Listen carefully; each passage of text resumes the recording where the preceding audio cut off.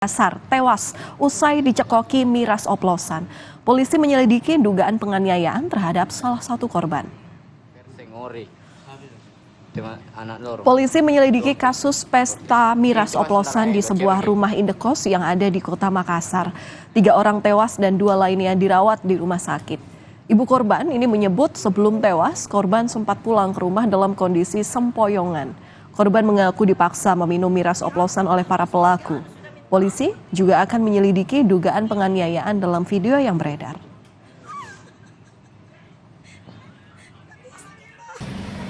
Yang sudah viral, ya kita akan kembangkan ke sana.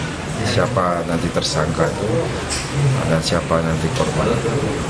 Kalau video itu sendiri Bang, apakah berhubung dengan pada saat minum minuman miras ataukah terpisah?